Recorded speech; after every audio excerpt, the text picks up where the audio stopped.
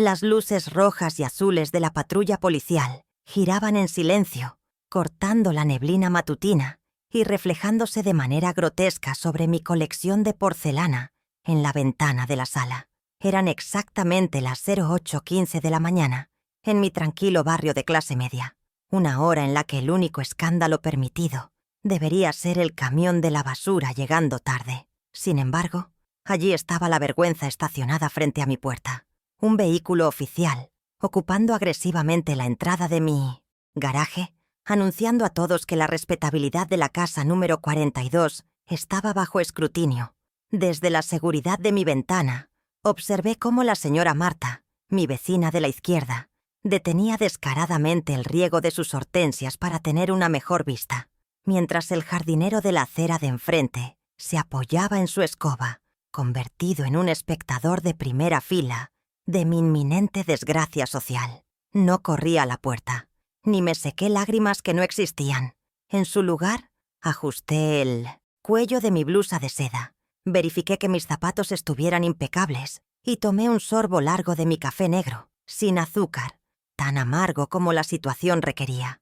La ansiedad que cualquier madre sentiría había sido reemplazada hace horas por una frialdad calcárea, una armadura construida con años de decepciones financieras. Caminé por el pasillo contando mis pasos, 1, 2, 3, respirando con la precisión de una ecuación matemática bien resuelta, mientras el timbre sonaba por segunda vez, con una insistencia autoritaria.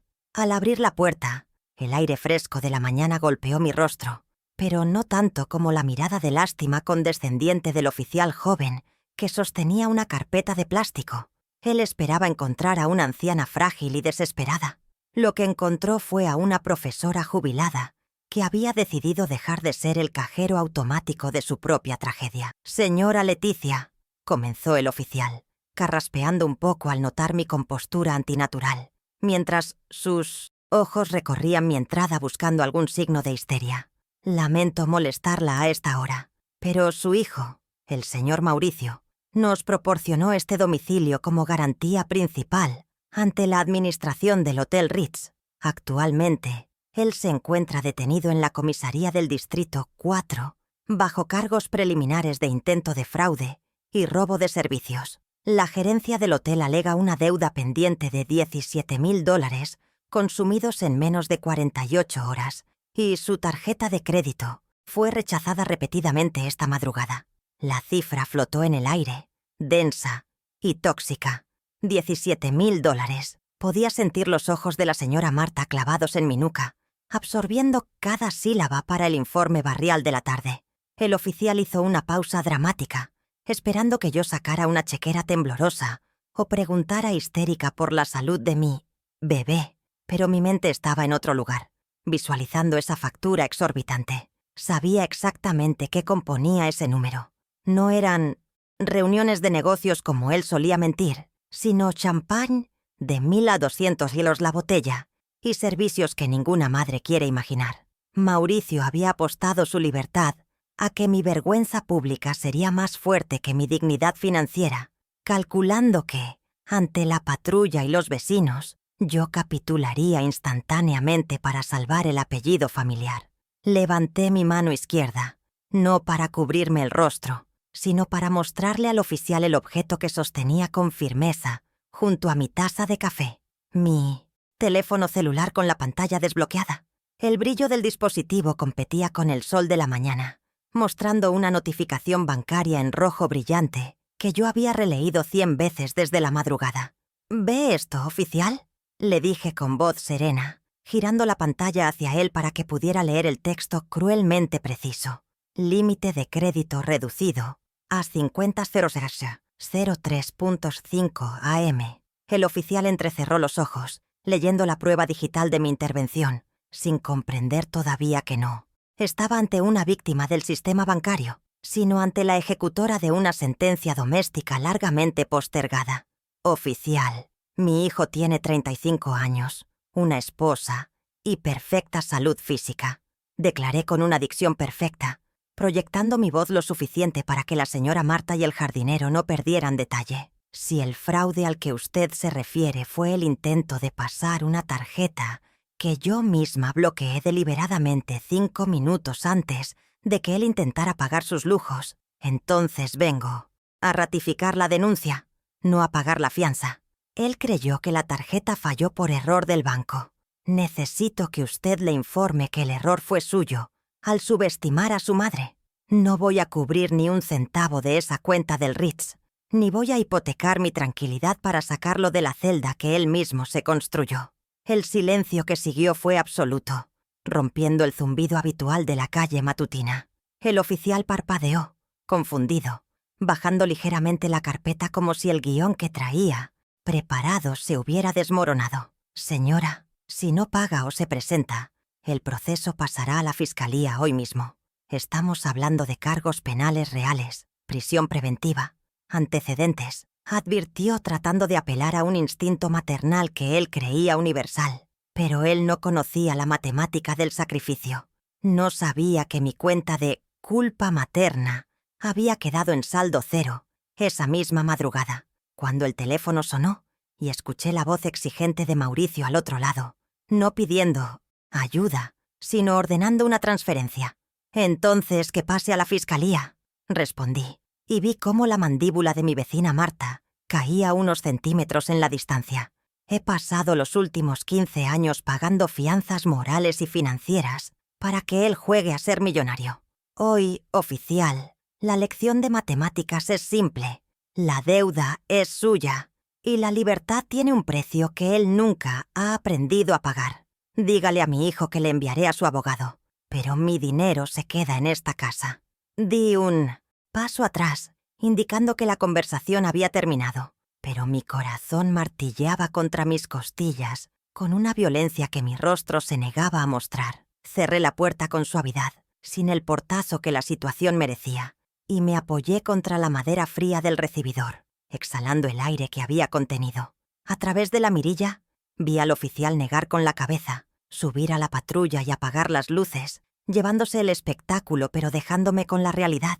Me quedé allí, en la penumbra de mi propia casa, rodeada de los fantasmas de mis ahorros perdidos. Mis manos, que habían permanecido firmes frente a la autoridad, ahora temblaban ligeramente al sostener el celular.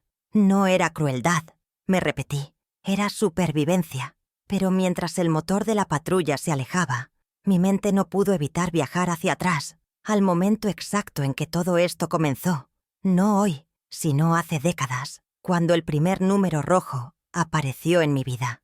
No me convertí en esta mujer calculadora frente a la policía por un capricho del destino. Fui moldeada, centavo a centavo, por una historia de sustracción sistemática que comenzó hace 15 años. Mientras caminaba hacia mi cocina para lavar la taza de café, el número 17.000 resonaba en mi cabeza, pero pronto fue sustituido por otro número que marcó el inicio de mi declive financiero. $12.000. Esa fue la cifra exacta que Mauricio necesitaba para la matrícula de su maestría en una universidad privada de prestigio. Una suma que, según él, era la única llave para asegurarnos un futuro donde yo jamás tendría que preocuparme por mi jubilación. Recuerdo su rostro de 20 años, lleno de una urgencia teatral, jurándome que era una inversión, no un gasto. Mientras yo miraba las llaves de mi único vehículo sobre la mesa, vendí mi auto, un sedán gris con apenas 40.000 kilómetros, por debajo de su precio de mercado para conseguir la liquidez inmediata que él exigía. Recuerdo la sensación física de entregar las llaves al comprador, sintiendo que me amputaba mi propia independencia de movimiento para injertársela a las alas de mi hijo. La imagen que se grabó en mi retina no fue la del cheque entrando en mi cuenta, sino la de la tarde siguiente. Yo, esperando el autobús bajo una lluvia torrencial, con los zapatos empapados y una bolsa de supermercado rompiéndose por el peso, mientras calculaba mentalmente cuántos transbordos necesitaría ahora para ir al médico. Mauricio nunca preguntó cómo volvía a casa. Él ya estaba celebrando su futuro brillante con sus nuevos compañeros de clase. Aquella tarde en la parada de autobús inauguró una dinámica perversa. Yo restaba de mi vida para que él pudiera sumar a la suya, pero la ecuación nunca se equilibraba. Con el paso de los años, la inversión educativa se transformó en una serie interminable de oportunidades únicas que requerían mi capital. Hace exactamente 5 años, la escena cambió de escenario, pero no de lógica. Estábamos en una oficina notarial, con aire acondicionado excesivo, frente a un contrato de aval para su negocio revolucionario de importaciones. Mauricio, con su traje impecable y esa sonrisa de vendedor que ensayaba frente al espejo, me aseguró que mi firma era un mero formalismo burocrático, una garantía que se extinguiría en 6 meses, cuando las ganancias empezaran a fluir como un río caudaloso. Firmé. Mi pluma rozó el papel y selló mi destino financiero por el siguiente lustro. «Son solo 6 meses, mamá. Confía en mí», repitió él al ver mi mano vacilar. La realidad matemática, sin embargo, fue implacable. Esos 6 meses prometidos se convirtieron en 60 meses de agonía financiera ininterrumpida. El negocio revolucionario quebró antes del primer aniversario, pero la deuda sobrevivió, aferrada a mi cuenta bancaria como un parásito inmortal. Cada mes, puntualmente el día 5, el banco descontaba $450 de mi cuenta, una sangría constante que me obligaba a reestructurar toda mi economía doméstica para no caer en la indigencia. Esa cuota de $450 no era solo un número, representaba el 37% de mi pensión total de $1,200. Significaba cancelar mi seguro médico privado, dejar de comprar carne roja y aprender a remendar mis abrigos en lugar de reemplazarlos. Mientras yo hacía malabares para cubrir los servicios básicos con el remanente de mi pensión, Mauricio parecía vivir en una realidad paralela, donde las deudas eran conceptos abstractos que no afectaban su estilo de vida. Él nunca mencionó el dinero que yo pagaba por su fracaso. Al contrario, su silencio sobre el tema era tan absoluto que a veces llegué a dudar si él sabía que yo seguía pagando. Pero lo sabía. Su amnesia financiera era selectiva y cruelmente conveniente. La humillación, sin embargo, no se limitaba a los extractos bancarios. Se servía caliente en la mesa de mi propio comedor durante las cenas de los domingos. Estas reuniones, que deberían haber sido momentos de conexión familiar, se convirtieron en el escenario de un microabuso psicológico constante. Hace apenas 2 semanas, Mauricio estaba sentado en mi mesa, empujando con desdén un plato de estofado que yo había preparado con esmero, criticando la calidad de los ingredientes. «¿Es carne de segunda, mamá? Está dura. Deberías comprar en el mercado gourmet de la zona norte. La calidad es otra cosa», dijo, pinchando un trozo de papa como si fuera un insulto personal a su paladar refinado. Mientras él criticaba mi comida barata, mis ojos de profesora de matemáticas no podían evitar fijarse en su muñeca izquierda. Allí, brillando bajo la luz de mi lámpara de techo, ostentaba un reloj inteligente de última generación, un modelo que yo sabía, tras una rápida búsqueda en Internet, costaba no menos de $2,000. La ironía era tan espesa que casi se podía cortar con el cuchillo. Él llevaba en su muñeca el equivalente a casi 2 meses de mi pensión completa, o 5 meses de las cuotas de su deuda que yo pagaba, mientras se quejaba de la textura de un estofado que me había costado horas preparar dentro de mi presupuesto restringido. «Mamá, eres demasiado tacaña. Por eso papá no te dejó el control de las inversiones», soltó él entre bocados, lanzando la frase con la ligereza de quien comenta el clima. Esa mención a su padre fue un golpe bajo calculado, diseñado para activar mi inseguridad y silenciar cualquier reclamo.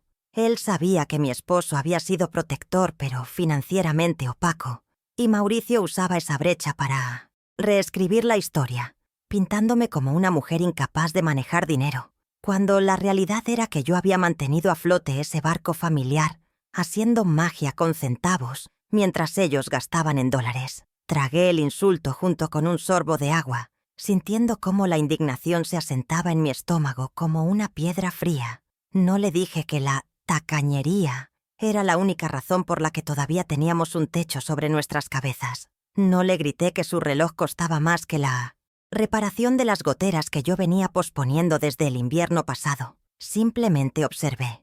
Observé cómo Paula, su esposa, bajaba la mirada, cómplice silenciosa de su arrogancia, y observé cómo él se servía una segunda porción de la comida que tanto despreciaba, asumiendo que mi sacrificio era un recurso natural inagotable, como el sol o el viento.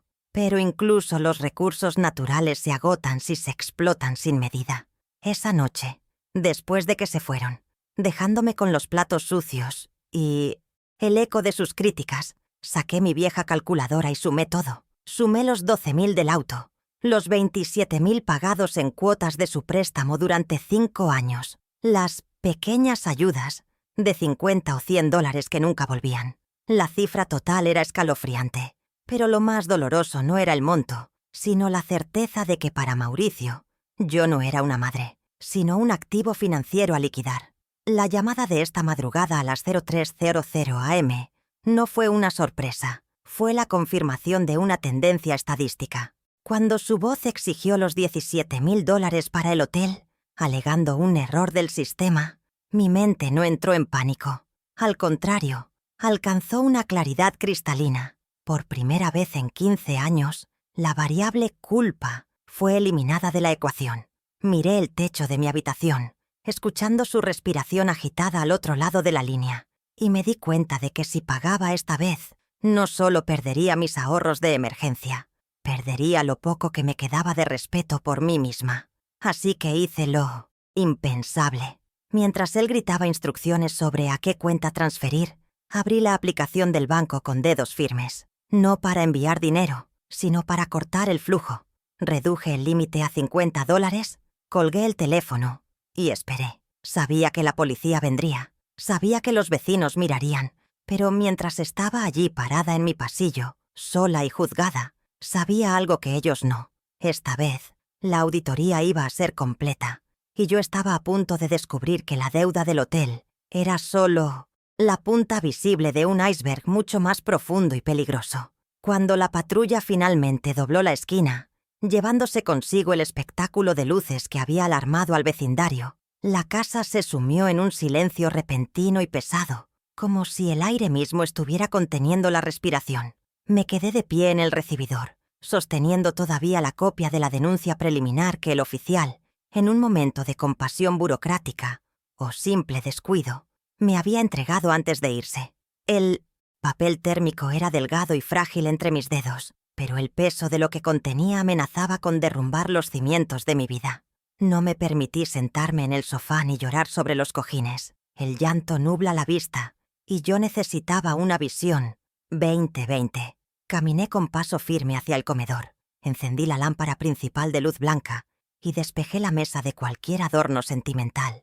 Era hora de convertir mi hogar en una sala de auditoría forense. Coloqué la denuncia bajo el haz de luz, alisé las arrugas del papel con la palma de mi mano y me ajusté las gafas de lectura, esas que Mauricio siempre decía que me hacían ver vieja y cansada.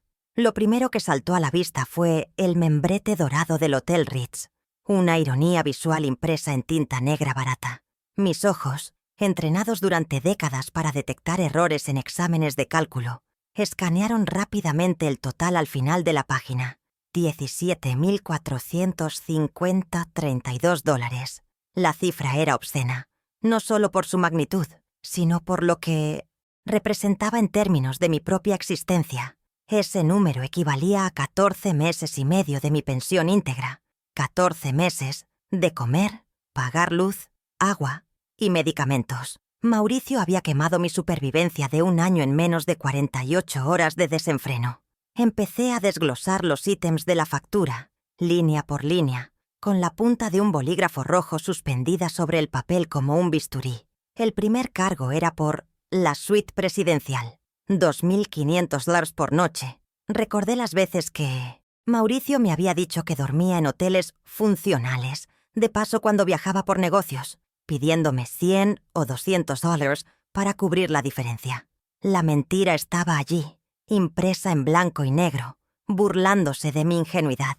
No había ningún negocio que requiriera una suite con vista panorámica y jacuzzi privado para cerrar un trato, a menos que el negocio fuera la simulación de un estatus que no poseíamos. Marqué la línea con un círculo rojo, sintiendo cómo la indignación empezaba a calentarme, la sangre, reemplazando el frío del miedo inicial. Pero fue el tercer ítem de la lista el que me hizo detener la respiración momentáneamente. Servicio de room service, bebidas alcohólicas premium. La descripción detallada mostraba 3 botellas de champán cristal, a un precio unitario de $1,200. Me quité las gafas y miré hacia la cocina, donde mi propia botella de vino para ocasiones especiales, un merlot de $15 que guardaba para Navidad, acumulaba polvo sobre la nevera. Mauricio se había bebido mi pensión mensual en una sola botella, 3 veces. Visualicé el líquido dorado burbujeando en copas finas, pagado con el dinero que yo había ahorrado, dejando de ir al dentista o remendando mis zapatos. La disparidad entre su consumo y mi sacrificio no era solo económica, era una violencia moral. Continué bajando por la lista, buscando la justificación de los gastos varios, que sumaban casi $5,000. Encontré cargos por acceso a spa para 2 personas y cena privada en suite. La fecha y hora de estos consumos coincidían con el sábado por la noche, momento en el que Paula, su esposa, me había llamado preocupada porque Mauricio supuestamente estaba en una reunión crítica con inversores asiáticos y no contestaba el teléfono. La evidencia era circunstancial pero demoledora. Paula estaba en casa cuidando al perro y esperando a su marido exitoso, mientras él disfrutaba de masajes y cenas de lujo con alguien que definitivamente no era un inversor asiático. La traición se bifurcaba. No solo me robaba a mí, le robaba la vida a su esposa. Necesitaba corroborar la fuente de los fondos que él intentó usar antes de que mi tarjeta fuera rechazada. Abrí mi vieja computadora portátil, una máquina lenta que tardó una eternidad en arrancar, y me conecté a la banca en línea. Mis dedos teclearon la contraseña con memoria muscular. Al entrar en el portal, la pantalla de movimientos recientes se desplegó como un mapa de la catástrofe. Allí estaba la confirmación digital de mi acción defensiva. Cambio de límite de crédito solicitado por el usuario, de $20,000 a 50 fuera. La hora del registro era las 03:05 am. Me sentí validada. Ese registro era mi escudo legal. Demostraba que no hubo error técnico, sino una decisión consciente del titular. Yo había cerrado el grifo 5 minutos antes de la inundación. Sin embargo, lo que vi justo debajo de esa notificación me heló la sangre más que la factura del hotel. Había una lista de intentos de transacción fallidos, en cascada, comenzando a las 03:06 am y continuando cada 30 segundos hasta las 03:15 am. Mauricio no había intentado pasar la tarjeta una vez y luego llamarme. Había intentado forzar el sistema 12 veces consecutivas, con montos decrecientes, buscando desesperadamente cualquier brecha en mi seguridad financiera.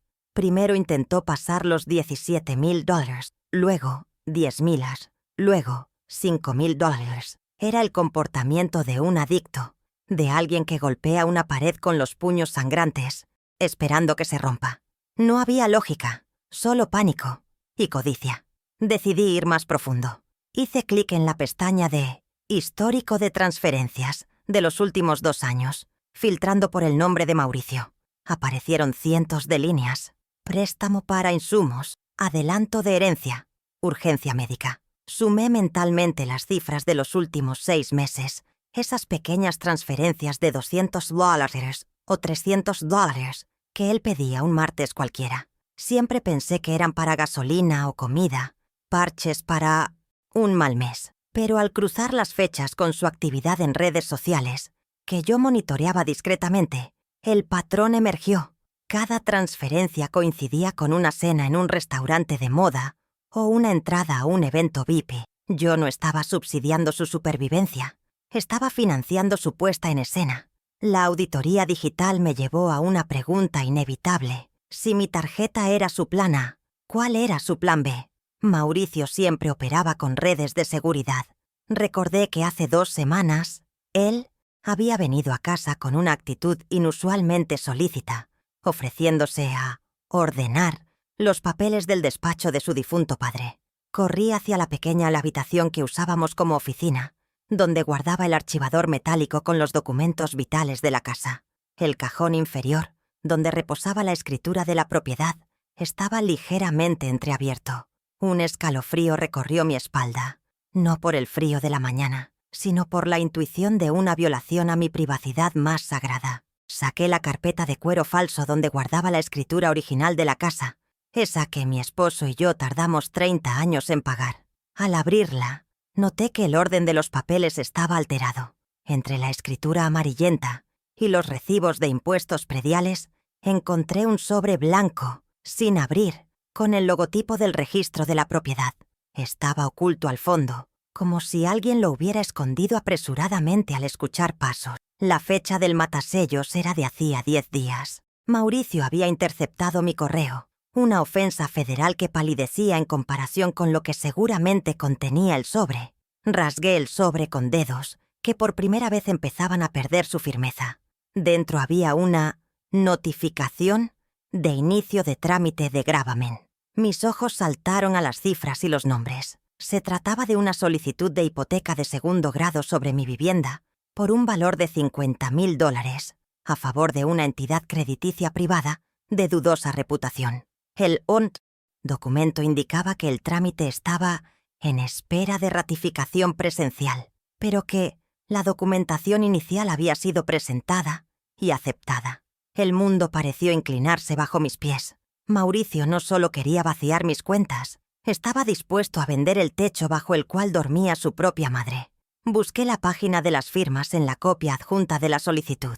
Allí, al final de la hoja, estaba mi nombre, Leticia González DM, escrito en tinta azul. La miré fijamente, acercando el papel a la luz hasta que mis ojos ardieron. A simple vista, era una imitación competente, con la misma inclinación hacia la derecha y el bucle característico en la L que yo hacía. Pero yo conocía mi mano. Yo sabía que cuando firmo, la Z final siempre cruza la línea base, y aquí flotaba tímidamente. Era una falsificación hecha por la mano de mi hijo, trazada probablemente en esta misma mesa mientras yo le servía café. La ira se transformó en una claridad gélida. Esto ya no era un problema familiar, era un crimen documentado.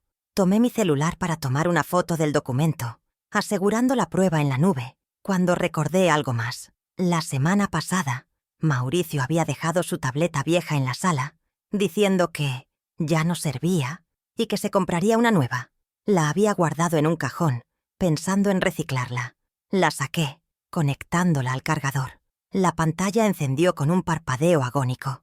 No tenía contraseña. Su arrogancia le hacía creer que yo era demasiado ignorante tecnológicamente para curiosear. Entré en su aplicación de mensajería, WhatsApp Web, que seguía abierta y sincronizada con su teléfono actual, el que ahora estaría confiscado por la policía. Busqué el chat con su mejor amigo, Beto Socios. Encontré un archivo de audio enviado ayer a las 7:00 p.m., horas antes del desastre en el hotel. Mis dedos dudaron un segundo sobre el icono de reproducción. ¿Realmente quería escuchar la voz de mi verdugo sin filtros? Presioné play. El sonido llenó la habitación vacía. La voz de Mauricio sonaba pastosa, probablemente ya bajo los efectos de la primera botella de champán. Tranquilo, Beto. La tarjeta de la vieja tiene cupo de sobra. Ella ni lo revisa. Cree que el banco le manda los estados de cuenta por correo y yo los intercepto siempre. Se escuchó su risa, un sonido hueco y metálico. Además, si se entera, le lloro un poco con lo de papá y afloja. La vieja siempre paga por culpa. Es su mecanismo por defecto. Esta noche es nuestra. Hermano. El audio terminó, dejando un silencio que pesaba toneladas. La vieja siempre paga por culpa. Esa frase resonó en las paredes de mi comedor, rebotando contra los retratos familiares donde él sonreía como un ángel a los 5 años. Ese audio era la pieza final del rompecabezas. No había amor, no había respeto, ni siquiera había lástima. Yo era un recurso, un mecanismo defectuoso que él había aprendido a operar pulsando los botones correctos de mi psique. Miré la mesa, la factura de la hotel con sus excesos pornográficos, el registro de la banca en línea con sus intentos de robo, el documento de hipoteca con mi firma falsificada y ahora su propia voz confesando la manipulación. Tenía 4 clavos para su ataúd financiero, 4 pruebas tangibles, irrefutables y devastadoras. Me levanté de la silla, sintiéndome extrañamente ligera. La madre que sufría por su hijo en la celda había muerto al escuchar ese audio. En su lugar, había nacido una estratega implacable. Miré el reloj de pared. Eran las 09:15 am. El tiempo de lamentarse había terminado. El tiempo de ejecutar había comenzado. Tenía las pruebas, pero las pruebas por sí solas no eran justicia. Necesitaba un plan para desplegarlas de manera que no solo me salvaran, sino que le enseñaran a Mauricio una lección que ninguna universidad privada pudo darle. Fui a la cocina y busqué una carpeta de plástico rojo. El color de las advertencias, el color de los números negativos. Comencé a organizar los documentos. Primero, la factura, luego las impresiones del banco que acababa de hacer, después la hipoteca falsa. El audio lo reenvié a mi propio correo y a una carpeta segura en la nube. Todo estaba listo, pero faltaba un paso crucial. Necesitaba blindar mi posición legal antes de que él saliera bajo fianza y tratara de manipular la narrativa. Tomé mi teléfono y marqué un número que no usaba hacía años. No era el de un abogado penalista, sino el de alguien más peligroso para los planes de Mauricio. Marqué el número del doctor Montenegro, el notario del barrio, el único hombre que podía certificar que esa firma en la hipoteca era un fraude sin necesidad de un juicio largo. Mientras el tono de llamada sonaba, miré por la ventana hacia la casa de la vecina Marta. Ella seguía allí, vigilando. Bien, pensé, que mire, porque lo que viene a continuación no será un espectáculo de victimismo, sino una clase magistral de consecuencias. ¿Doctor Montenegro? Soy Leticia. Necesito verlo urgente, dije cuando contestó, mi voz sonando tan afilada como el cristal roto. Y por favor, prepare su sello de fe pública. Vamos a redactar una confesión de deuda que haría temblar a un banquero. Colgué el teléfono y por primera vez en toda la mañana, una sonrisa tenue, casi imperceptible, cruzó mi rostro. No era una sonrisa de alegría. Era la sonrisa del general que acaba de ver el flanco débil del enemigo. El juego había cambiado.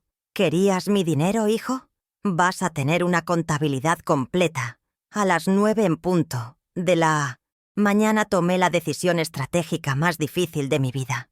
No hacer nada. El impulso biológico de correr a la comisaría, pagar la fianza de $2.000, el 10% del monto total de la estafa, y traer a mi hijo a casa para regañarlo en privado. Pulsaba en mis sienes, pero la lógica matemática que ahora gobernaba mis acciones me dictaba que el silencio era mi primera arma ofensiva. Si yo pagaba, validaba su comportamiento. Si yo lo rescataba, me convertía en cómplice de mi propia ruina. Me senté en el sillón de lectura, con el teléfono fijo en el regazo, esperando no la llamada de él, sino la de su esposa. Sabía que la policía, ante mi negativa en la puerta, contactaría al siguiente número de emergencia. Dejar que Paula se enterara de la detención por un oficial uniformado y no por su suegra protectora era el primer paso para romper el escudo de mentiras que Mauricio había construido alrededor de su matrimonio. El teléfono sonó a las 09:23 am, rompiendo el silencio sepulcral de 1200. La sala.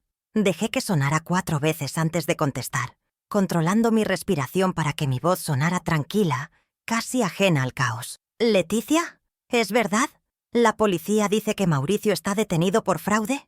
La voz de Paula temblaba, llena de pánico y confusión. Podía escuchar el llanto de fondo, no de un niño, sino de ella misma hiperventilando. En lugar de consolarla con lugares comunes, apliqué la primera dosis de realidad. Sí, Paula, es verdad. Intentó gastar $17.000 en el Ritz. Yo no voy a pagar la fianza. Si tú decides hacerlo, será con tu dinero, no con mi patrimonio. Y te sugiero que leas el informe policial completo antes de abrir tu billetera. Colgué antes de que ella pudiera suplicar. La dureza de mi acción me dejó un sabor metálico en la boca, pero era necesario. Paula necesitaba ver al monstruo sin el filtro de mi benevolencia. Me levanté y fui a mi habitación para vestirme. No elegí la ropa de madre de casa, sino el traje sastre gris, marengo que usaba para las reuniones de consejo escolar hace 10 años. Me maquillé con precisión, ocultando las ojeras de la noche en vela, y coloqué en mi bolso de cuero estructurado 3 documentos vitales. mi identificación, el certificado de defunción original de mi esposo y la carpeta roja con las pruebas del fraude. Me miré al espejo y vi a una mujer que ya no pedía permiso para existir. A las 10:45 am, salí de casa, no como una víctima, sino como una auditora en misión de campo. Mi primera parada fue la sucursal central del Banco Nacional, un edificio de vidrio y acero que siempre me había intimidado, pero que hoy veía simplemente como un tablero de ajedrez. Entré a las 11:00 am en punto, solicitando ver al gerente de cuentas preferenciales, el señor Gómez, quien conocía a mi familia desde hacía décadas. Al sentarme frente a su escritorio de caoba, noté su incomodidad. Las noticias vuelan en ciudades pequeñas y barrios conectados. Señora Leticia, ¡qué sorpresa! ¿En qué puedo ayudarla?, preguntó jugueteando con un bolígrafo. No perdí tiempo en preámbulos sociales. Saqué el certificado de defunción de mi esposo y lo deslicé sobre la mesa con un movimiento seco y definitivo. Vengo a ejecutar la cláusula de disolución de cuentas mancomunadas por causa de fuerza mayor y sospecha de fraude interno, declaré. El señor Gómez palideció. Le expliqué con datos fríos y sin emoción que mi hijo, cotitular autorizado en la cuenta de ahorros familiar desde la muerte de su padre, había comprometido la seguridad financiera del fondo. Quiero revocar su firma autorizada inmediatamente y transferir el saldo restante, los $42,000 que quedan, a una cuenta unipersonal a mi nombre, blindada contra débitos automáticos y transferencias digitales externas, ordené. Mientras el gerente tecleaba frenéticamente, autorizando los bloqueos, le pedí un histórico detallado de los accesos a la cuenta de inversión intocable que mi esposo había dejado para mi vejez. Lo que apareció en la pantalla confirmó mis peores sospechas y justificó mi crueldad. Había 3 intentos de retiro de $5,000 en el último mes, rechazados solo por falta de doble autenticación. Salí del banco a las 12:30 p.m. con un nuevo número de cuenta, una tarjeta de débito que solo yo podía usar y la certeza de que Mauricio, al intentar acceder a sus fondos de emergencia esa tarde, se encontraría con un muro digital impenetrable. La sensación de control era embriagadora. Por primera vez en años, mi dinero era realmente mío. Me detuve en una cafetería cercana, pedí un sándwich y un té helado y me obligué a comer. Necesitaba glucosa para el cerebro. La siguiente reunión no sería técnica, sería legal y estratégica. A las 13:45 p.m., caminé las 3 cuadras hacia el despacho del doctor Montenegro, el notario que había redactado el testamento de mi marido y que guardaba los secretos de medio vecindario en sus archivadores ignífugos. El despacho del doctor Montenegro olía a papel antiguo y cera para madera, un refugio de la vieja escuela donde la palabra dada todavía valía algo. El notario, un hombre de 70 años con cejas pobladas y una mirada que había visto todo tipo de avaricia humana, me recibió con curiosidad. Cuando le mostré la solicitud de hipoteca con mi firma falsificada, no mostró sorpresa, sino una profunda indignación profesional. Esto es un delito grave, Leticia. Falsedad en documento mercantil y tentativa de estafa. Con esto tu hijo podría ir a la cárcel 5 años sin pasar por la casilla de salida, dijo examinando el trazo tembloroso de la firma con una lupa de joyero. Lo sé, doctor, pero no quiero que vayan a la cárcel todavía. Quiero que firme algo peor para él. Le expliqué mi plan. No quería denunciarlo penalmente de inmediato. Quería usar la amenaza de la denuncia como palanca para asegurar mi futuro y recuperar lo perdido. Necesito que redacte un documento de reconocimiento de deuda y compromiso de pago. Quiero que sume todo: los préstamos universitarios, el aval del negocio fallido, los robos hormiga de la tarjeta y esta última factura del hotel. Según mis cálculos, la suma asciende a $150,000 más intereses legales, dije sacando mi libreta de apuntes, donde había desglosado cada centavo durante la noche. Montenegro arqueó una ceja, impresionado por la meticulosidad de mi registro. Y quiero una cláusula adicional, añadí: la renuncia irrevocable a cualquier derecho hereditario sobre mi casa mientras la deuda no esté saldada al 100%. Pasamos las siguientes 2 horas redactando el documento. Cada párrafo era un eslabón en la cadena que yo estaba forjando para atar las manos de Mauricio. El lenguaje era jurídico, frío y vinculante. El deudor, Mauricio M., reconoce haber recibido fondos de la acreedora, Leticia G., mediante engaño y abuso de confianza. Ver esas palabras impresas en papel legal timbrado me dio una extraña paz. No era venganza ciega, era justicia documentada. El doctor Montenegro imprimió 3 copias y las selló con su estampa oficial, dándoles peso de prueba preconstituida. Si logras que firme esto, Leticia, tendrás el control total, pero ten cuidado. Un animal acorralado muerde, me advirtió al despedirme en la puerta. Regresé a casa a las 16:30 p.m. La casa estaba tranquila, pero el ambiente había cambiado. Ya no era el hogar de una viuda solitaria. Era el cuartel general de una operación en curso. Mi teléfono tenía 7 llamadas perdidas de Mauricio y 3 mensajes de voz de Paula. No escuché ninguno. En su lugar, envié un único mensaje de texto al grupo familiar de WhatsApp, sabiendo que Paula tendría el teléfono de Mauricio o que él ya habría salido bajo fianza. El mensaje era breve y calculado para sembrar una falsa esperanza. He solucionado el problema con el banco. Vengan a almorzar el domingo a las 13:00. Necesitamos hablar de cómo reorganizar las finanzas para que esto no vuelva a pasar. Prepararé tu lasaña favorita. La trampa estaba tendida.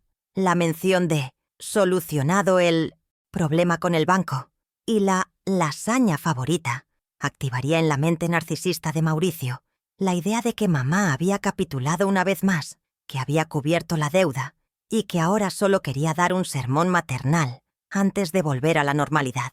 Él vendría esperando un regaño suave y quizás un cheque para cubrir sus gastos legales. No sospecharía que la reorganización de finanzas implicaba su ruina total. Pasé el resto de la tarde del sábado cocinando la salsa bechamel, picando carne y rallando queso, canalizando toda mi ira en la preparación mecánica de los alimentos. Cada capa de pasta que colocaba en la fuente era una capa de su mentira que yo estaba lista para desmantelar. La noche del sábado fue una vigilia silenciosa. Revisé la carpeta roja una vez más, la factura del Ritz con sus gastos pornográficos, la captura de pantalla de la reducción de límite, la hipoteca falsa y ahora el reconocimiento de deuda redactado por Montenegro, esperando su firma. Colulqué todo en un orden específico, como un mazo de cartas marcado donde yo tenía todos los ases. Dormí profundamente por primera vez en semanas, arrullada por la certeza de que el caos había terminado y el orden estaba por imponerse. A las 08:00 am del domingo, me levanté, me duché y me puse mi mejor vestido azul marino. Puse la mesa con la vajilla de porcelana fina, esa que no usaba desde que mi esposo vivía. Mientras colocaba las copas de cristal y doblaba las servilletas de lino, repasé mentalmente el guión del almuerzo. No habría gritos por mi parte, no habría lágrimas, solo hechos, cifras y documentos. La escena debía ser pública, o al menos ante un testigo clave, Paula. Ella era el daño colateral que yo necesitaba convertir en aliada, o al menos en testigo neutral. Si Mauricio intentaba manipularme, tendría que hacerlo frente a la mujer a la que también estaba engañando.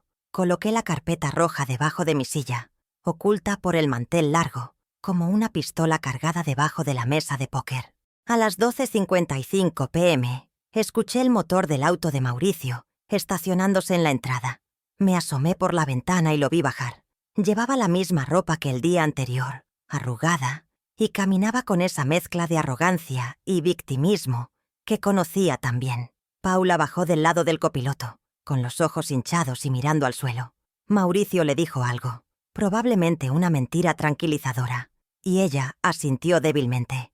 Él se ajustó la chaqueta, ensayó una sonrisa de hijo arrepentido pero incomprendido, y caminó hacia la puerta. Pude ver en sus ojos que ya estaba gastando mentalmente el dinero que creía que yo le iba a dar. Abrí la puerta antes de que tocaran, recibiéndolos con una sonrisa enigmática que no llegaba a mis ojos. «Pasen, la comida está lista», dije, invitando al lobo a entrar en la cueva de la leona. El aroma a lasaña recién horneada llenaba la casa, creando una atmósfera de falsa normalidad doméstica. Mauricio intentó abrazarme, pero yo me giré hábilmente hacia la cocina. «Siéntense. Tenemos mucho de qué hablar antes del postre», les indiqué. Ellos obedecieron, tomando sus lugares habituales. Mauricio miró el mantel, las copas, y relajó los hombros, convencido de que había ganado. «Mamá, gracias por entender. Sabía que el banco había cometido un error y que tú lo arreglarías. Fue una pesadilla. Esos policías me trataron como a un criminal», comenzó a decir, tomando un trozo de pan y llevándoselo a la boca con voracidad. Paula me miraba con recelo, esperando el golpe, pero Mauricio estaba ciego por su propio ego. Él creía que la reunión era para recibir una inyección de capital, para firmar un cheque que limpiara su desastre y le permitiera seguir jugando a ser rico.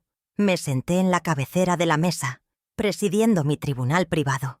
Mis manos descansaban sobre el mantel, entrelazadas con firmeza. Observé a mi hijo masticar, ajeno a la espada de Damocles que pendía sobre su cabeza. La ingenuidad de su codicia era casi conmovedora.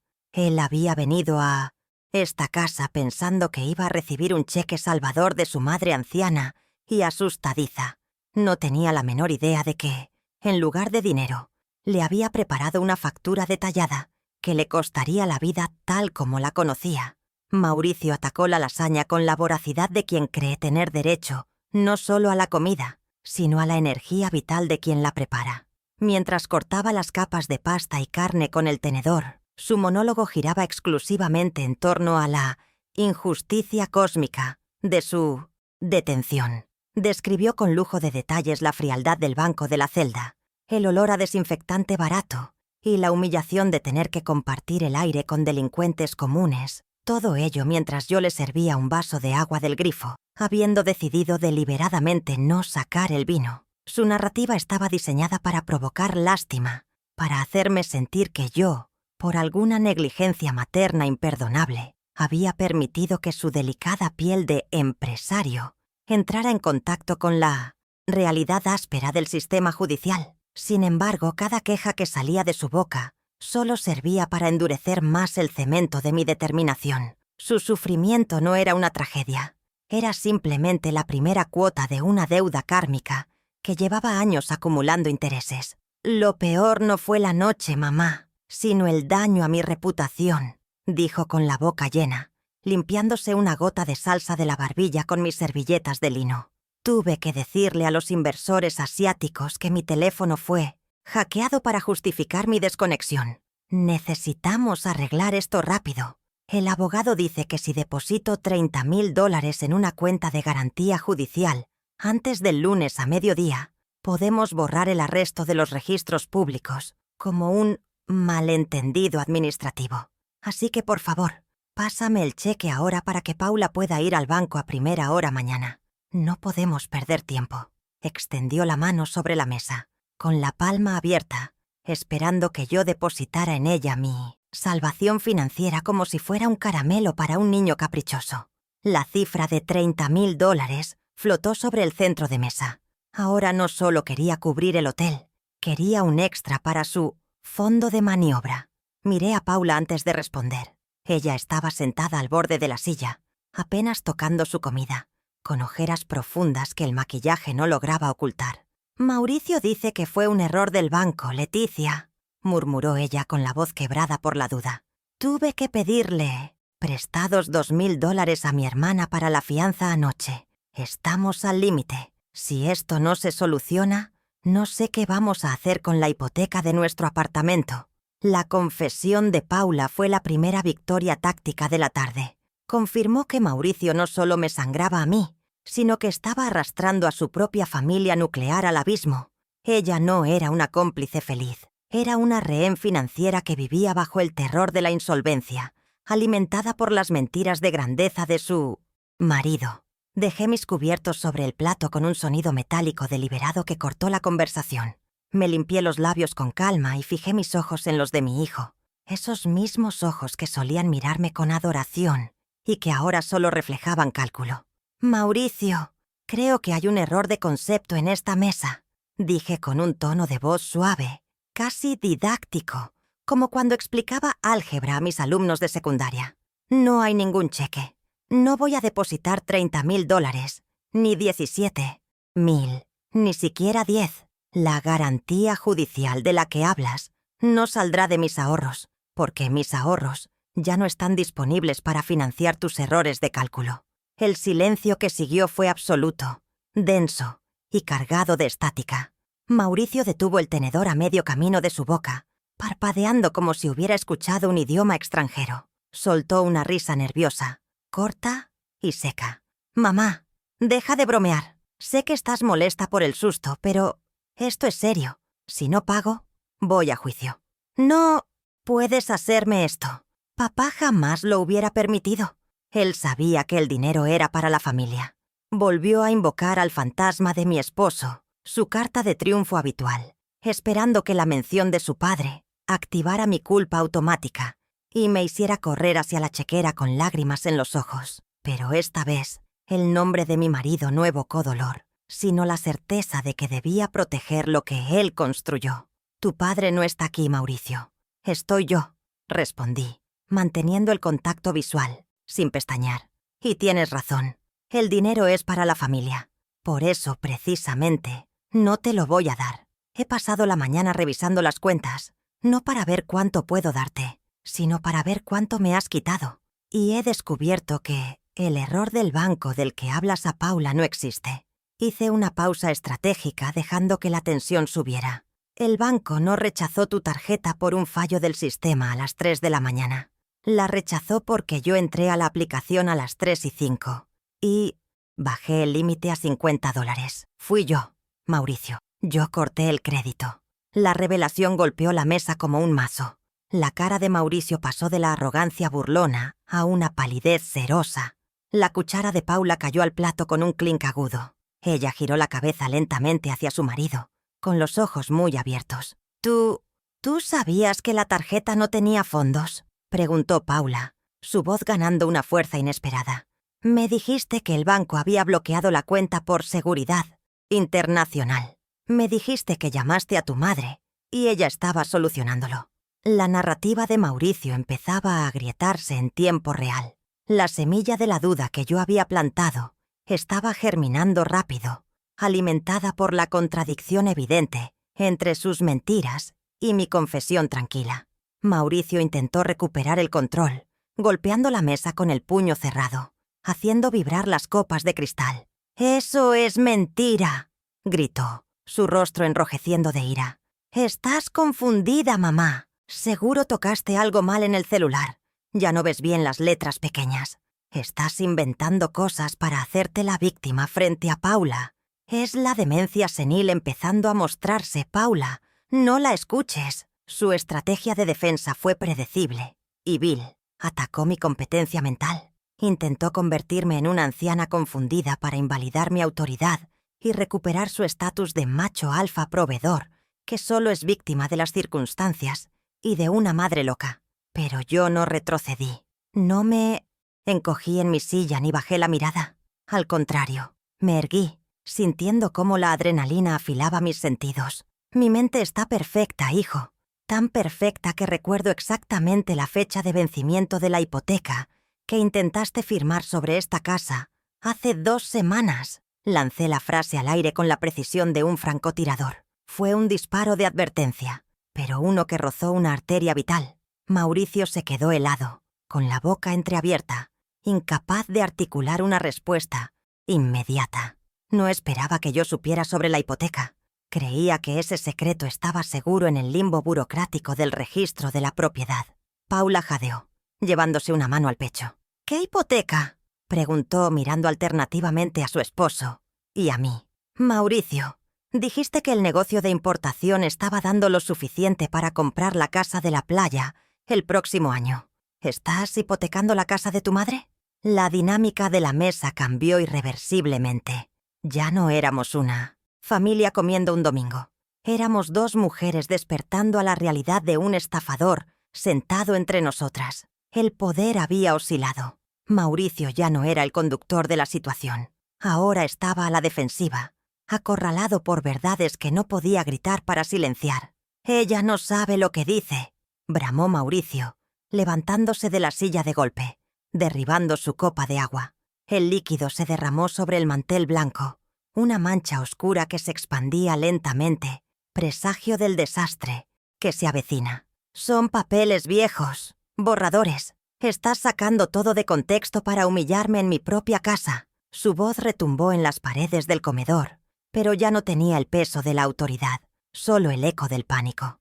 Estaba intentando intimidarme físicamente, usando su altura y su volumen para forzarme a retroceder, para que la mamá sumisa volviera a tomar el control y le dijera que todo estaría bien.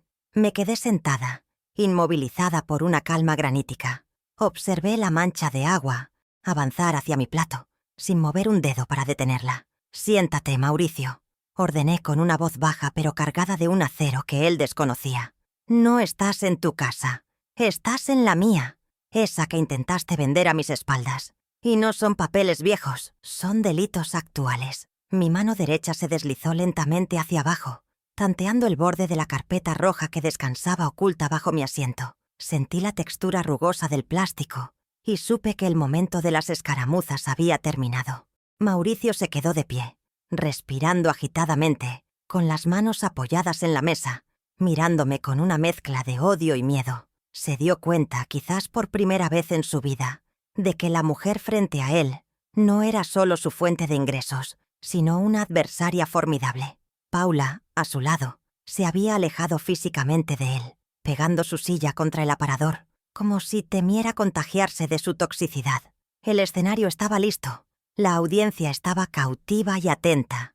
La duda había sido sembrada y el terreno estaba fértil para la verdad completa. «Dices que estoy confundida, que invento cosas», continué, levantando la carpeta roja y colocándola suavemente sobre la mesa, justo encima de la mancha de agua. «Dices que soy una vieja tacaña que no entiende de negocios. Bien, vamos a ver si los números también están confundidos, porque las matemáticas, hijo mío, a diferencia de tu memoria, nunca mienten». Abrí la carpeta. El sonido del broche al soltarse sonó como el disparo de salida de una carrera que él ya había perdido, aunque todavía no lo supiera. El reverso estaba completo. Él vino por dinero, y ahora estaba a punto de pagar la cuenta. La carpeta roja reposaba sobre la mesa como un monolito ineludible, absorbiendo toda la luz de la habitación y toda la atención de los presentes. Mauricio miraba el plástico con una mezcla de desdén y terror, como si intuyera que dentro de ese objeto inerte se encontraban las coordenadas exactas de su destrucción. El silencio en el fuente cientos comedor era tan espeso que se podía escuchar el zumbido eléctrico de la nevera en la cocina contigua y la respiración entrecortada de Paula, quien alternaba la vista entre su marido y yo, intuyendo que el suelo bajo sus pies estaba a punto de desaparecer. No retiré la mano de la carpeta. La mantuve allí, palmando la superficie, sintiendo la textura de los documentos que había ordenado cronológicamente para maximizar el daño. Este no era un almuerzo familiar. Era una autopsia en vida de la mentira que mi hijo había construido durante una década. «¿Qué es esto, mamá? ¿Más cuentas viejas del colegio?», preguntó Mauricio, intentando forzar una sonrisa condescendiente, aunque el temblor en la comisura de sus labios delataba su pánico. Intentó estirar la mano para tomar la carpeta, quizás con la intención de cerrarla o tirarla al suelo, pero yo fui más rápida. Deslicé el objeto fuera de su alcance, hacia el territorio neutral de la mesa, cerca del plato de pan de Paula. «No, Mauricio, esto es el postre», respondí con una frialdad que contrastaba con el calor de la tarde. «Y me temo que es un plato que se sirve frío y que vas a tener que digerir entero. Pero primero, creo que Paula debería ver el menú de lo que realmente compraste con mi dinero». Abrí la carpeta con un movimiento deliberado y preciso, revelando el primer documento, la factura detallada del Hotel Ritz, impresa en alta resolución, donde cada cargo era una bofetada a la decencia.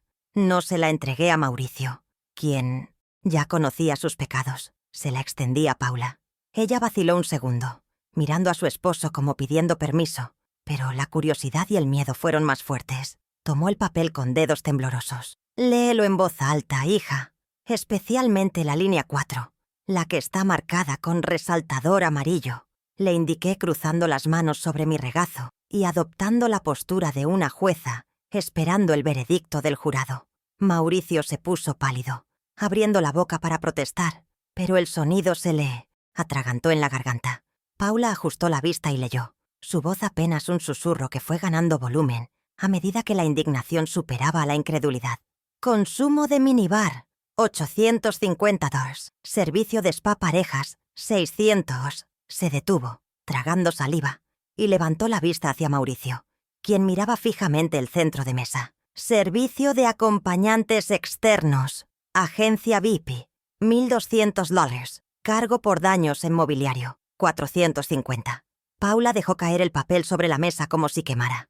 El silencio que siguió no fue de paz, sino el vacío que precede a una explosión nuclear. La palabra acompañantes flotaba en el aire, tóxica y definitiva, destruyendo en un segundo la coartada de la reunión de negocio. «Eso es un error de facturación», gritó Mauricio, saltando de su silla, derribando esta vez sí su copa vacía, que rodó por la mesa sin romperse, un milagro físico en medio del desastre emocional. «Esos hoteles cargan cualquier cosa a la cuenta. Seguro fue el cliente, el inversor japonés. Él pidió esas cosas y me las cargaron a mí.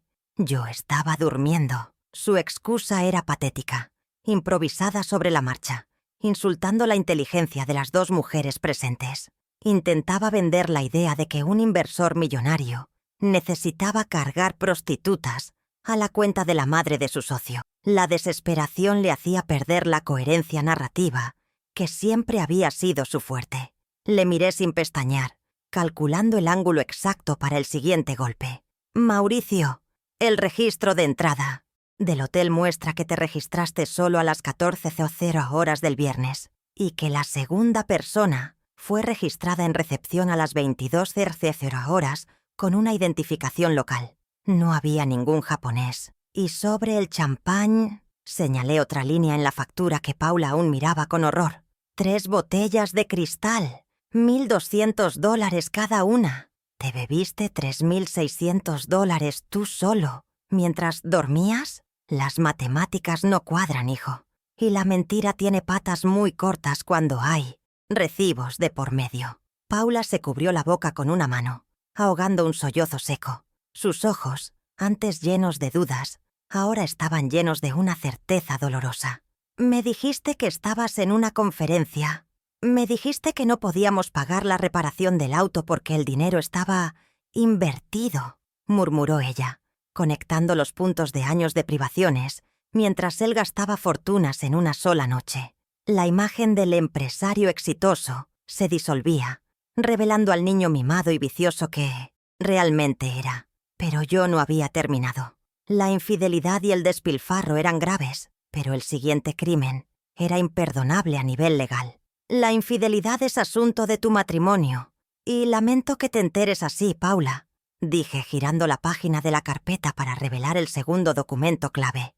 «Pero lo que viene a continuación es un asunto penal que me concierne directamente a mí y a mi patrimonio». Saqué la copia de la solicitud de hipoteca del registro de la propiedad.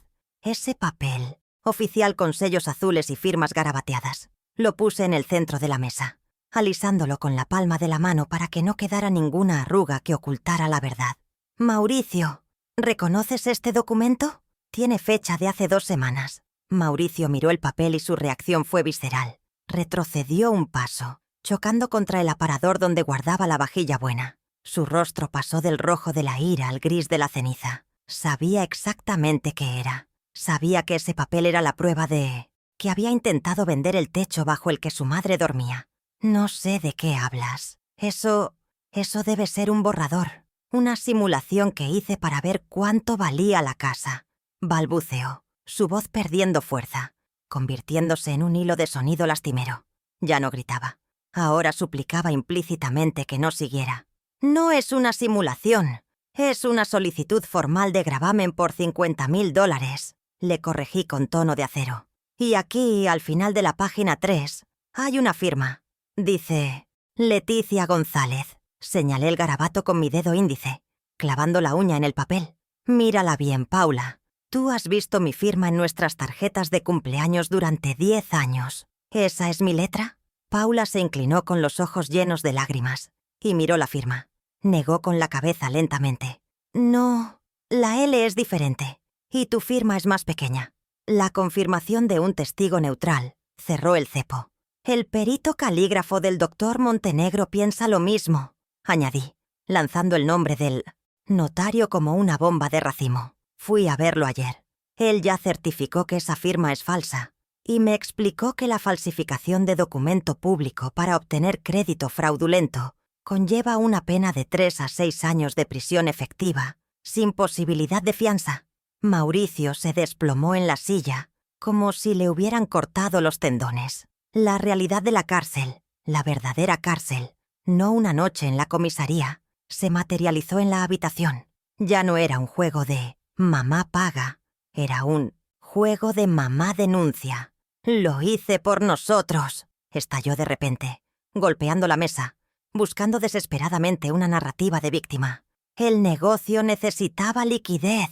Iba a devolverlo todo antes de que te enteraras. Tú tienes esta casa enorme y vives sola, sentada sobre una mina de oro mientras yo lucho por sobrevivir. Eres una egoísta.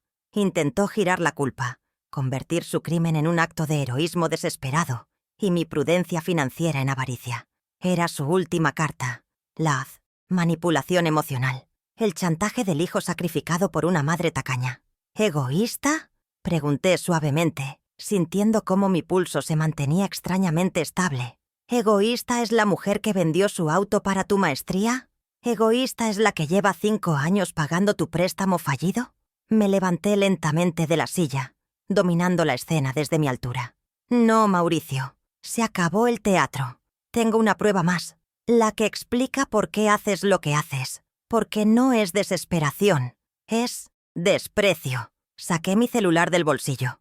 Conecté el Bluetooth al pequeño altavoz que usábamos para poner música ambiental y busqué el archivo de audio. Mauricio vio el movimiento y sus ojos se abrieron desmesuradamente. Reconoció el dispositivo, o quizás intuyó lo que venía. «No, mamá, no hagas esto», gritó, lanzándose hacia la mesa para intentar agarrar el teléfono. Pero era tarde. Mi dedo ya había presionado el botón de reproducción. El sonido llenó la habitación con una claridad digital, perfecta, cortando el aire viciado del comedor. La voz de Mauricio, arrogante y burlona, resonó desde el altavoz, hablando desde el pasado reciente para condenar su presente. «La vieja va a pagar, siempre paga por culpa. Solo tengo que asustarla con que no salgo de esta. Es su mecanismo por defecto». La frase quedó suspendida en el aire, repitiéndose en el eco de la sala. «La vieja siempre paga por culpa». Paula cerró los ojos, como si hubiera recibido un golpe físico. Mauricio se quedó paralizado, con la mano extendida a medio camino, congelado en una postura grotesca de interrupción fallida. No había contexto que pudiera salvar eso. No había malentendido. Era la confesión pura y dura de que él me veía como un cajero automático, defectuoso que se activaba con lástima. El silencio que siguió al audio fue absoluto, definitivo. Ya no había ruidos de calle, ni zumbidos de nevera, solo la destrucción total de la relación madre-hijo tal como existía. Miré a Mauricio y vi, por primera vez, no a mi niño, sino a un extraño que me odiaba por no darle todo. Y luego miré a Paula. Ella abrió los ojos, se secó las lágrimas con el dorso de la mano y tomó una decisión visible. Con movimientos lentos y dolorosos, comenzó a girar el anillo de matrimonio de su dedo anular. El metal dorado, símbolo de una promesa que él había roto 1000 veces, se deslizó fuera de su dedo. No sabía, te juro por mi vida, Leticia, que no sabía lo que él pensaba de ti, ni lo de las mujeres, dijo Paula. Su voz firme por primera vez en años. Dejó el anillo sobre la mesa, junto a la factura del hotel y la hipoteca falsa. El tintineo del oro contra la madera sonó como una sentencia de divorcio. Mauricio miró el anillo, luego a Paula, luego a mí, y se dio cuenta de que había perdido a su público, a su escudo y a su banco en menos de 10 minutos. La tríada de consecuencias estaba completa. Había perdido su dinero, su matrimonio y estaba a punto de perder su libertad. «¡Paula!», No hagas esto. Es un malentendido. Podemos ir a terapia. Empezó Mauricio, pero yo lo corté en seco. Saqué el último documento de la carpeta, el que habíamos redactado con el doctor Montenegro. La confesión de deuda y renuncia de herencia. Lo puse encima de todo el desastre, junto con un bolígrafo barato de plástico que saqué de mi bolsillo. No le ofrecería mi pluma estilográfica buena. No merecía firmar su rendición con algo valioso. Tienes 2 opciones, Mauricio, y tienes exactamente 2 minutos para elegir, dije mirando el reloj de pared. Opción A. Salgo por esa puerta, voy a la comisaría y entrego la carpeta completa. Te garantizo que con la hipoteca falsa y el fraude de la tarjeta, pasarás los próximos 5 años en una celda real, no en la sala de espera donde estuviste anoche. Y Paula se quedará con todo en el divorcio por causal de conducta deshonrosa. Hice una pausa para que la amenaza se asentara. Él sudaba profusamente, mirando la puerta como si quisiera correr, pero sabiendo que no tenía a dónde ir sin dinero ni auto. Opción B. Firmas este documento ahora mismo. Reconoces la deuda de $150,000 que tienes conmigo. Te comprometes a pagarme el 40% de cualquier ingreso futuro que generes hasta saldarla. Y lo más importante, renuncias irrevocablemente a cualquier derecho de herencia sobre esta casa o mis bienes futuros. Te vas de mi vida financiera para siempre. Mauricio miró el documento, las letras negras densas y legales. Miró a Paula, quien ya estaba recogiendo su bolso, dándole la espalda. Miró el anillo abandonado y finalmente me miró a mí, buscando algún rastro de la madre que siempre paga por culpa. Pero esa mujer no estaba en la cabecera de la mesa. En su lugar, había una acreedora impasible esperando su pago. El bolígrafo tiene tinta negra, Mauricio. Úsalo o vete a la cárcel. El tiempo corre. Me crucé de brazos y esperé, escuchando el tic-tac del reloj, sabiendo que la victoria no era dulce, pero era necesaria. La madre había muerto. La dueña de su destino acababa de nacer. El sonido de la pluma barata rasgando el papel timbrado fue el único ruido en la habitación durante los siguientes 30 segundos. Un sonido áspero y definitivo que marcaba el final de una era de abuso financiero. Mauricio firmó las 3 copias del reconocimiento de deuda con una mano que temblaba visiblemente, no por arrepentimiento, sino por la impotencia de quien se sabe completamente derrotado en su propio juego. Al levantar la vista, sus ojos buscaron los míos por última vez, intentando encontrar ese destello familiar de culpa materna que siempre lo salvaba, esa grieta en mi armadura por donde pudiera colarse su manipulación. Pero lo único que encontró fue la superficie lisa y fría de mi determinación. Dejó el bolígrafo sobre la mesa, junto al anillo abandonado de su esposa y la factura del hotel, formando un bodegón de su fracaso personal. No hubo abrazos de despedida, ni promesas de «nos vemos pronto». La transacción estaba completa y su crédito emocional, al igual que el financiero, estaba oficialmente agotado. Se levantó de la silla con movimientos pesados, como si hubiera envejecido 10 años en 10 minutos, y caminó hacia la salida sin mirar atrás, arrastrando los pies como un niño expulsado del patio de recreo. Paula no se movió para seguirlo. Permaneció sentada, con la mirada fija en sus manos vacías, mientras la puerta principal se cerraba tras él. El golpe seco del cierre resonó en toda la casa, un sonido de clausura que vibró en mis huesos, no con dolor, sino con una liberación profunda y vibrante. Por primera vez en 15 años, el aire en mi comedor se sentía ligero, purificado de la toxicidad de sus demandas y mentiras. Me acerqué a la ventana y observé a través de las cortinas cómo subía a su auto. Golpeaba el volante con frustración y arrancaba con un chirrido de neumáticos innecesario, desapareciendo calle abajo, llevándose consigo su caos y dejándome, finalmente, con mi paz. Me giré hacia la mesa, donde la lasaña se había enfriado y la mancha de agua en el mantel había dejado de expandirse. Paula seguía allí, encogida en su silla, esperando quizás que yo la echara también, asumiendo que mi furia era extensiva a todo lo que tocaba a mi hijo. Pero mi guerra no era contra ella. Ella era otra víctima de la misma estafa piramidal emocional.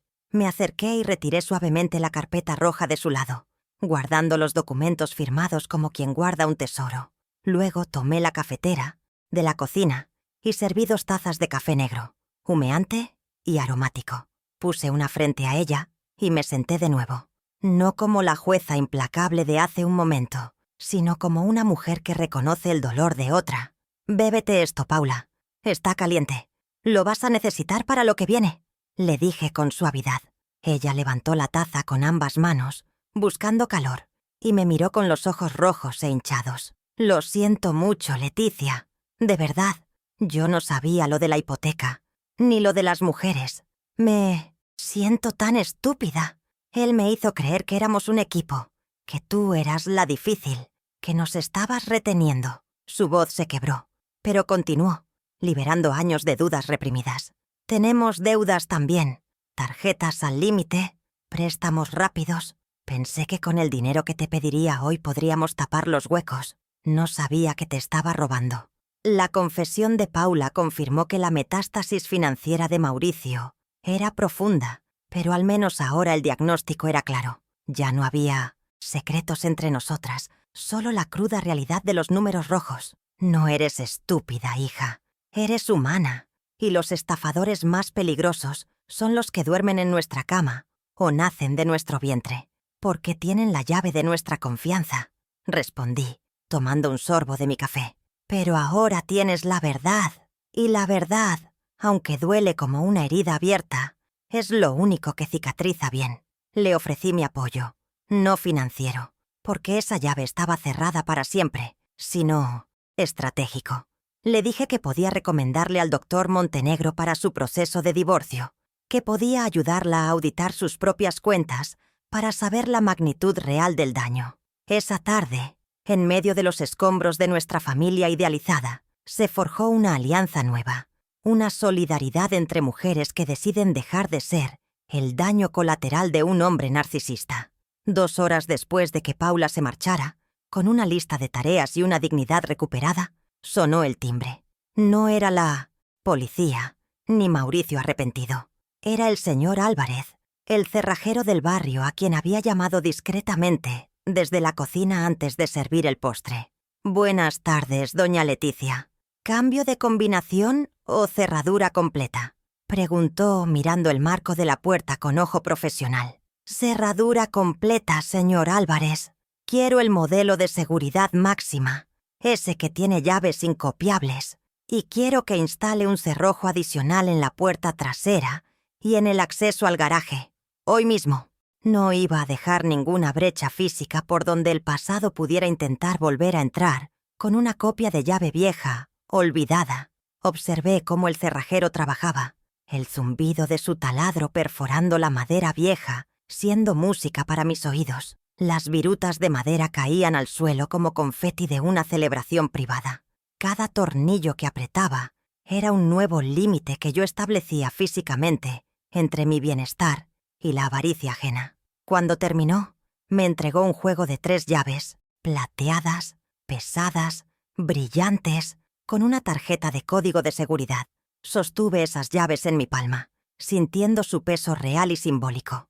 Ya no había copias flotando por ahí en bolsillos irresponsables. El control de quién entraba y quién salía de mi santuario volvía a ser exclusivamente mío. Le pagué al cerrajero $180 en efectivo, una suma que antes me habría dolido gastar, pero que ahora me parecía la inversión más barata y rentable de mi vida. La noche cayó sobre la casa, pero esta vez la oscuridad no trajo miedo ni ansiedad. Cerré la puerta con el nuevo mecanismo, escuchando el doble clic metálico del cerrojo deslizarse en su lugar con una solidez tranquilizadora. Me preparé una cena ligera, una tostada con aguacate y un té, disfrutando de cada bocado sin la voz de fondo de nadie, criticando la calidad de mis ingredientes. Mi teléfono estaba sobre la mesa, en silencio absoluto. No hubo llamadas de las 3 de la mañana, ni mensajes de urgencia. Bloqueé el número de Mauricio temporalmente. Si tenía una emergencia real, la policía o los hospitales tenían sus propios protocolos. Yo ya no era su servicio de emergencias 24/7. Me fui a la cama y dormí 8 horas seguidas, un lujo que mi cuerpo había olvidado que existía. A la mañana siguiente me desperté con el sol entrando por la ventana, iluminando una habitación que se sentía más grande, más mía.